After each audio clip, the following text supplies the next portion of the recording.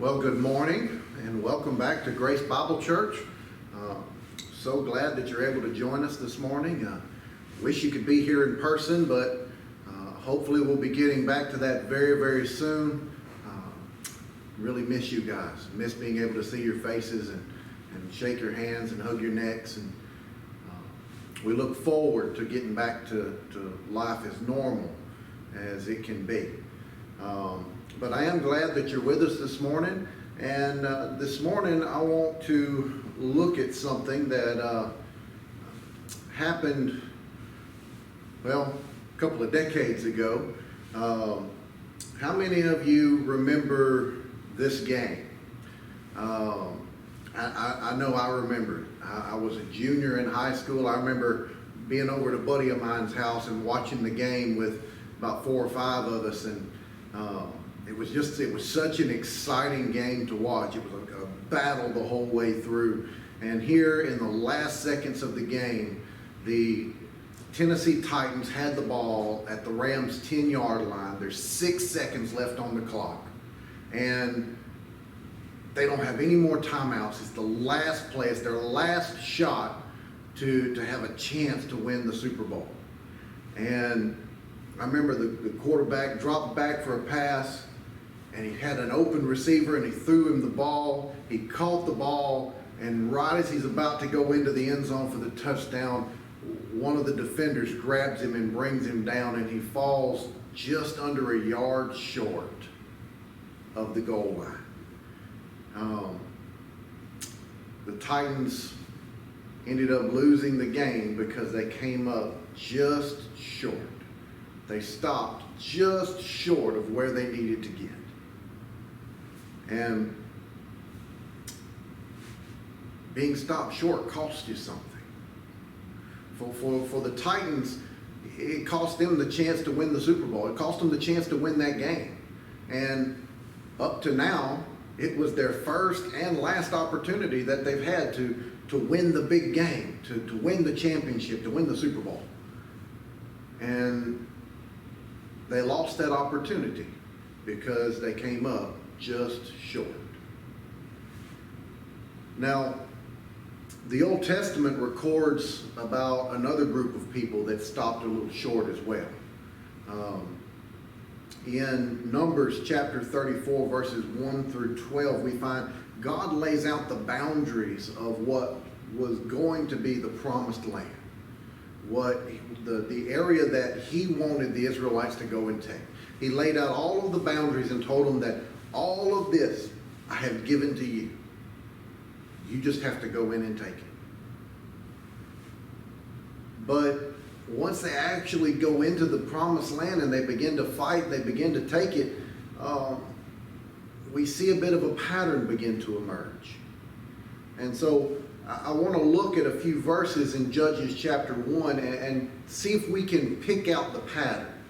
And I'm not going to read the entire verses. I just want to look at the beginning portion of each one of these verses and see if we can pick up on the pattern that began to emerge here. In Judges chapter 1, verse 27, it says, "But Manasseh did not take possession of." Verse 29, "Ephraim did not drive out the Zebulun did not drive out the Asher did not drive out the inhabitants. Naphtali did not drive out the inhabitants." Am I the only one that sees a pattern? I mean, I could have went through and finished reading each of those verses. Probably butchered half of the names in there. But the important part I want to look at this morning is each one of these tribes stopped short of what God had told them to do. Each one of them did a good job. They did really well up to a point. And then they stopped. They took a portion of the promised land, but then they didn't take the rest of it. So they stopped short of what God's plan was. And so we see that as we get into it, they were supposed to take all of the promised land. They weren't just supposed to take part of it and be satisfied with it. They were supposed to take all of it because God had given them that. That was given to them. That was theirs. All they had to do was go get it. And yet, they didn't do it. They didn't drive out the people. They didn't drive out the inhabitants. They didn't destroy those that refused to flee. They didn't do what they were supposed to do. You know, they weren't supposed to make peace agreements with these people. God specifically laid that out before them, and he said, do not make peace with them. Do not make arrangements with them. But destroy them or drive them out of the land. To tear down their idols and tear down their altars and to drive them out. But what did they end up doing?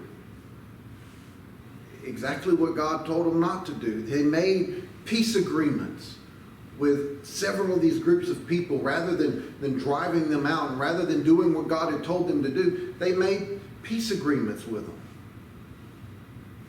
And, you know, at first glance, you know, and in the back of our minds, we think peace is a good thing. And under many circumstances, it is. But God told them to take the land. And so now they have people that they've made agreements with that are able to stay in the land that God had promised to the Israelites. They didn't do what God had promised them, what God had told them to do. They didn't take the promised land that God had promised to them. They just took part of it and they stopped short. And like I said, you know, sometimes peace is a good thing. You know, I mean, who wouldn't want to make peace with their enemies? To stop violence and bloodshed. Who wouldn't want to do that? To where, you know, our children don't have to fight. That's why so many people go off and fight in wars, is so that they're in the hopes that their children won't have to do it. So it sounds like a good thing, but it really wasn't, because there was a price to be paid. They disobeyed God, and in their disobedience, there came a cost. So there's two things I want to focus on with this particular set of events and look at the cost that ends up coming because of their disobedience. The first part is, in and of itself, is their disobedience. God told them not to make peace. He told them not to make arrangements. He told them to go and to conquer all of the land that he had given them. And so in Judges chapter 2, we find that God chastises them for not doing what he said. It says, now the angel of the Lord came up from Gilgal to Bochum, and he said, I brought you up out of the land of Egypt and led you into the land which I have sworn to your fathers. And I said, I will never break my commandment with you. As for you, you shall make no covenant with the inhabitants of the land. You shall tear down their altars, but you have not obeyed me. What is this that you have done? So their disobedience ends up with some pretty bad consequences in the long run. Their disobedience would bring temptation, as well as even more disobedience to God. If you look at the next verse, in verse 3, he goes on to say, therefore also I said, I will not drive them out before you, but they will become as thorns in your side, and their gods will be a snare to you. Ultimately, we find that within one generation that passes After the death of Joshua, the leader of the people at the time, after his death, the Bible says there arose a generation who did not know God. The more literal translation of that is they didn't care to know God. They didn't care who God was. They didn't care what God had done for them in the past. They didn't care. And so what ends up happening is they stop worshiping and serving God, and they end up worshiping and serving the gods of the people that they were supposed to drive out in the first place. This would end up becoming a cycle. It would be the beginning of a cycle of idol worship and discipline that would last for generations. And ultimately it would lead to them being completely removed from the promised land. First, the northern kingdom of Israel would be taken over and overrun by the Assyrians. The Assyrians would come in and conquer the northern kingdom of Israel. Later, the Babylonians would conquer the Assyrians and then turn their eyes to the southern kingdom of Judah. And they would be conquered as well. And so, in the end, the children of Israel would spend the next 70 years in captivity, being taken out of their home, being taken away from the promised land that they had, that their grandparents had taken. And now they're in a foreign country and made into slaves. Their holy city of Jerusalem has had its walls torn down, and the city has been destroyed. And even their temple has been torn to the ground. And it all began because of their disobedience. Because they didn't do what God told them to do. They stopped short. And you know, God didn't just want them to go in and kill these people just for the simple sake of killing them and doing away with them. God had their best intentions at heart. He knew that if they didn't drive out these people and tear down their altars and destroy their gods, then they would end up serving those gods. And when they began serving those gods, then God would then be forced to discipline them. So God wasn't just having them do this for no reason. He knew what would happen if they didn't complete the task. But they chose not to complete it. And so as a nation, the people of Israel suffered because of their disobedience. But what about individuals? What about just single people? The same thing happened to them. In the book of 1 Samuel, we find that the people are insistent on getting a king. They've been living under a system to where God was the head, God was the ruler over the nation, and they didn't want that anymore. They wanted a king. They wanted to be like all of the other nations around them. And so they continually asked for a king, which is strange because God had promised them earlier that they would have a king in his timing. But instead of waiting for his timing, they wanted it now. And so God told them, if you have a king now and you don't wait for my guy, you're not going to like what you get. You're not going to like what happens. But the people insisted anyway, give us a king. So God did. He let them have a king. And Saul was crowned the first king of Israel. And the thing with Saul is, Saul had some issues. Saul was very prideful, and he was disobedient throughout his time as king. In 1 Samuel chapter 15, verses 2 through 3, we find that he's given instructions by God, not unlike what the children of Israel, when they were taking the promised land, were told to do. 1 Samuel chapter 15, verse 2, thus says the Lord of hosts, I will punish Elimelech for what he has done to Israel. How he set himself against him on the way while he was coming up from Egypt.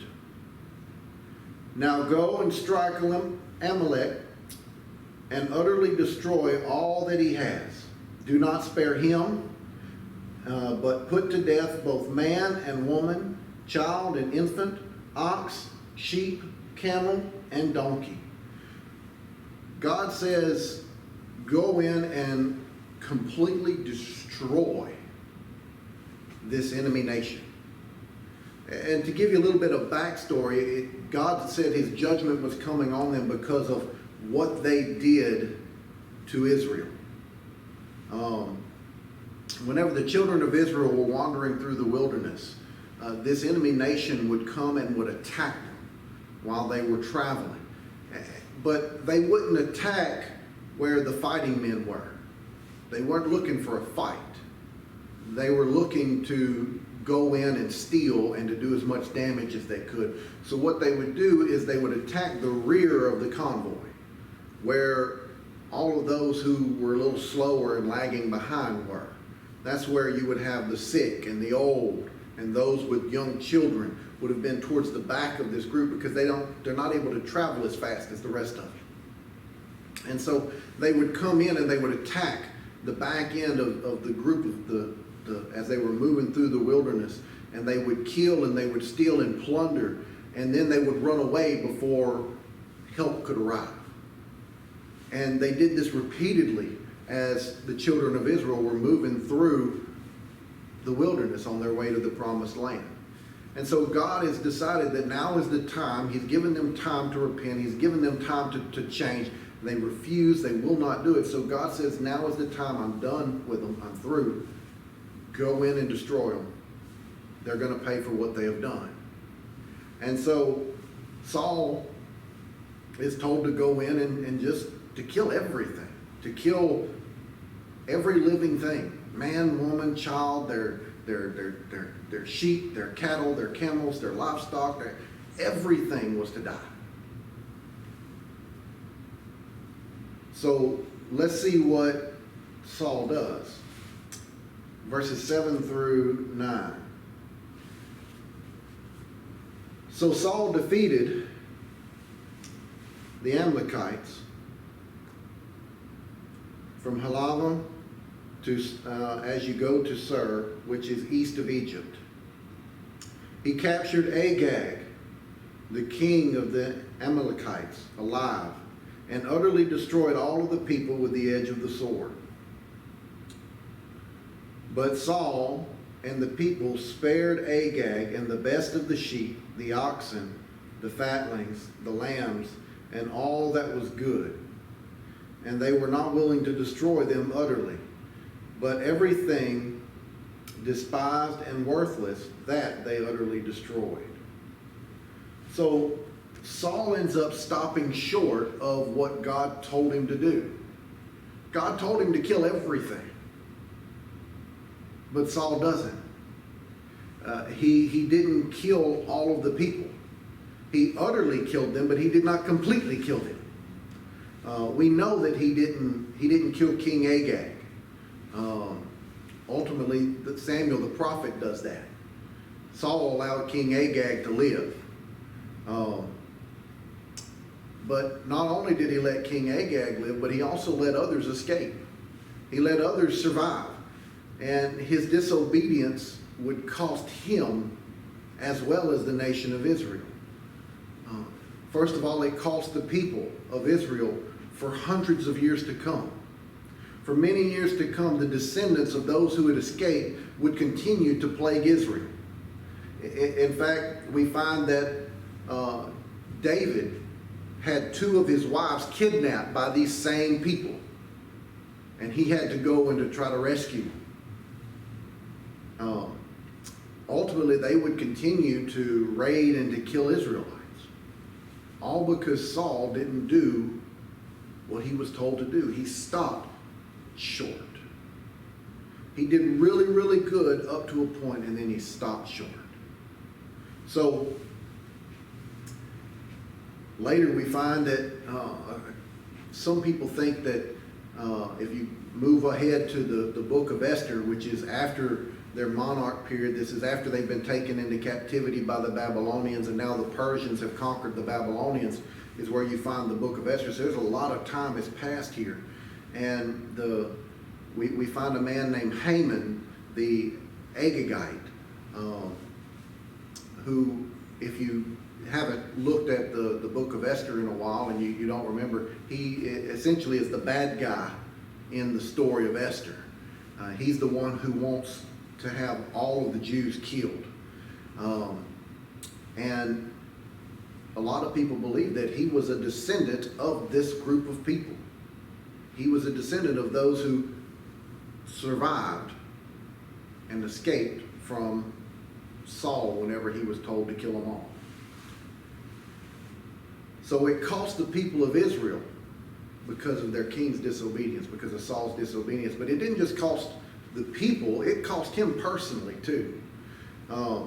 After being called out by the prophet Samuel, Samuel goes before him and calls him out on his disobedience. And after that, we pick up in 2 Samuel chapter 15, verses 25 through 28. It says, "Now therefore, please pardon my sin," this is Saul talking, "and return with me that I may worship the Lord." But Samuel said to Saul, "I will not return with you, for you have rejected the word of the Lord, and the Lord has rejected you from being king over Israel." As Samuel turned to go, Saul seized the edge of his robe and tore it. So Samuel said to him, "The Lord has torn the kingdom of Israel from you today, and has given it to your neighbor who is better than you." So not only did it cost the people, but it cost Saul. It cost Saul his kingship. Not only his kingship, but his legacy as well.